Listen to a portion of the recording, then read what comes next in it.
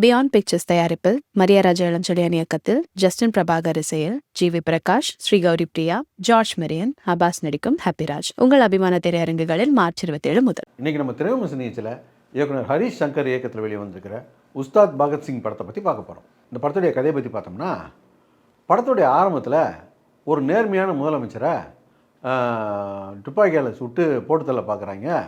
அவர் உயிர் தப்பிடுறாரு. அவர் சீரியஸாக இருக்கிற அந்த காலகட்டத்தில் இடைக்கால முதலமைச்சராக ஒருத்தர் போடுறாங்க. அந்த முதலமைச்சரும் ஒருத்தர் போட்டு தள்ளிடுறாரு. இதையெல்லாம் வில்லன் தான் பண்ணுறான் அப்படின்றது தெரிய வருது. அவர் சிஎம் ஆகிறதுக்காக இந்த வேலையெல்லாம் பார்க்குறாரு. சிஎம் ஆகணும்னா முதலமைச்சர் செத்துட்டா அடுத்த ஒரு ஆள் சிஎம் ஆகணும்னா எவ்வளோ ஃபார்மாலிட்டிஸ் இருக்குது. எம்எல்ஏக்கெல்லாம் வரணும், மெஜாரிட்டியை நிரூபிக்கணும், சட்டசபை, இந்த மாதிரி விஷயம்லாம் இருக்குல்ல. அந்த டீட்டெயிலுக்குள்ளே இவங்க போகவே இல்லை. இந்த சிஎம் கேண்டிடேட் என்ன பண்ணுறாருன்னா, அவருக்கு பசங்கள்லாம் வந்து என்னென்ன சித்து வேலை பண்ணுறாங்களோ அதெல்லாம் ரசிச்சிக்கிட்டு இருப்பார். அவங்க கற்பழிக்கிறது, அப்புறம் கஞ்சா விற்கிறது, இதெல்லாம் உட்காந்து ரசிச்சிக்கிட்டு இருப்பார். இப்படி கஞ்சா வியாபாரம் சம்மந்தமாக இவருடைய பையன் ஒருத்தன் காட்டுக்கு போயிருப்பான். போனவன் திரும்பி வரலன்னொடனே இவர் இந்த வில்லன் டென்ஷன் ஆகிடுறாரு.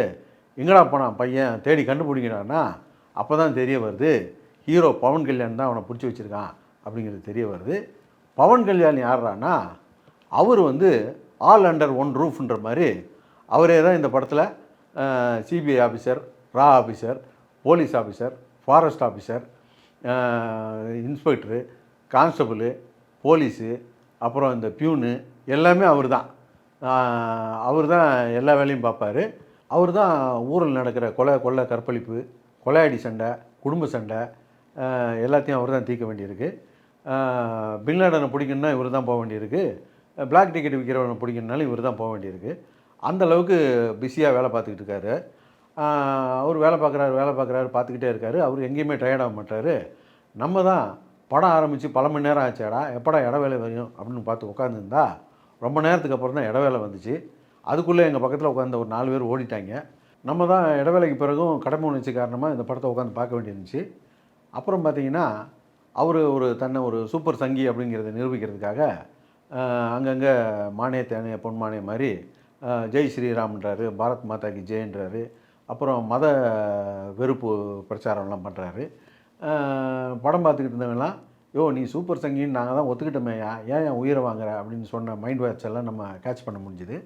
அவர் அடுத்து இந்த வேலை போயிடுச்சுன்னா ஏதாவது ஒரு ஸ்டேட்டுக்கு கவர்னராக போகலாமே அப்படின்றதுக்கு அடி போட்டுக்கிட்டு இருக்காருன்றது படம் பார்த்தவங்களுக்கு தெரியல. நேற்றெல்லாம் துரந்தர்னு ஒரு படம் பார்த்தோம். படம் சுமாராக இன்டர்வலில் சேர்த்து ஒரு 4 மணி நேரம் ஓடும்.